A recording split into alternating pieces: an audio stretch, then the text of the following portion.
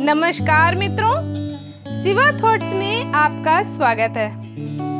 दोस्तों, आज का हमारा विषय है वट सावित्री व्रत की कथा। दोस्तों, हिंदू पंचांग के अनुसार ज्येष्ठ माह की अमावस्या तिथि को वट सावित्री व्रत पड़ता है।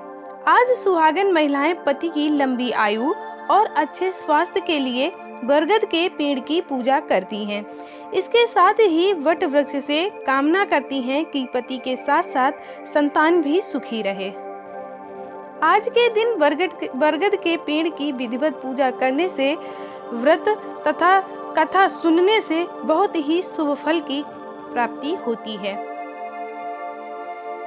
प्रसिद्ध तत्वज्ञानी अश्वपति भद्र देश के राजा थे। उन्होंने संतान सुख नहीं प्राप्त हुआ। इसके लिए उन्होंने 18 वर्षों तक कठोर तपस्या की, जिसके उपरांत सावित्री देवी ने कन्या प्राप्ति का वरदान दिया। इस वजह से जन्म लेने के बाद कन्या का नाम सावित्री रखा गया। कन्या बड़ी होकर बहुत ही रूपवान हुई। योग वर न मिलने की वजह से राजा बहुत दुखी रहा करते थे। राजा ने कन्या को खुद वर खोजने के लिए भेजा। जंगल में उनकी मुलाकात सतवान से हुई। द्युम्नसेन के पुत्र सतवान को पति रूप में स्वीकार कर लिया। इस घटना की जानकारी के बाद ऋषि नारद जी ने अश्वपति से सतवान की अल्प आयु के बारे में बताया। माता पिता ने बहुत समझाया, परंतु सावित्री अपने धर्म से नहीं डिगी, जिनके जिद के आगे राजा को झुकना पड़ा। सावित्री और सतवान का विवाह हो गया। सतवान बड़े गुणवान, धर्मात्मा और बलवान थे। वे अपने माता पिता का पूरा ख्याल रखते थे। सावित्री राजमहल छोड़कर जंगल की कुटिया में रहने लगी। उन्होंने वस्त्राभूषणों का त्याग कर दिया और अपने अंधे सास ससुर की सेवा करने लगी। सतवान की मृत्यु का दिन निकट आ गया।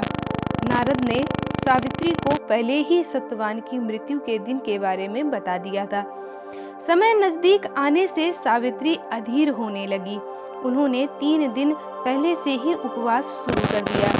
नारद मुनि के कहने से पितरों का पूजन किया। प्रत्येक दिन की तरह सतवान भोजन बनाने के लिए जंगल में लकड़ियां काटने जाने लगे तो सावित्री उनके साथ चल दी। वह सतवान के महाप्रयाण का दिन ही था। सतवान लकड़ी काटने के लिए पेड़ पर चढ़े, लेकिन सिर चकराने की वजह से नीचे उतर आए। सावित्री पति का सिर अपनी गोद में रखकर उन्हें सहलाने लगी।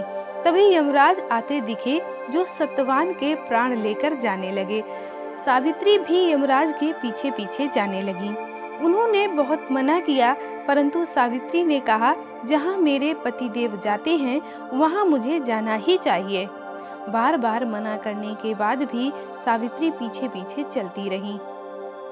सावित्री की निष्ठा और पति परायणता को देखकर यम ने एक एक करके वरदान में सावित्री के अंधे सास ससुर की आंखें दे दी, उसका खोया हुआ राज्य दे दिया और सावित्री को देखने के लिए कहा। वह लौटे कैसे? सावित्री के प्राण तो यमराज लिए जा रहे थे। यमराज ने फिर कहा कि सतवान को छोड़कर चाहे जो मांगना चाहो मांग सकती हो। इस पर सावित्री ने 100 संतानों और सौभाग्यवती का वरदान मांगा।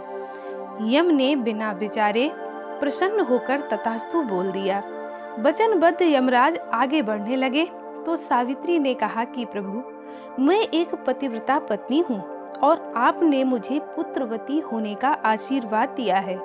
यह सुनकर यमराज को सतवान के प्राण छोड़ने पड़े। सावित्री उसी वटवृक्ष के पास आ गईं, जहाँ उसके पति का मृत शरीर पड़ा था। सतवान जीवित हो गए। माता पिता को दिव्य ज्योति प्राप्त हो गई और उनका राज्य भी वापस मिल गया। इस प्रकार सावित्री सतवान चिरकाल तक राज्य सुख भोगते रहे। अतः पतिव्रता सावित्री की तरह ही अपने सास ससुर का उचित पूजन करने के साथ ही अन्य विधियों को प्रारंभ करें।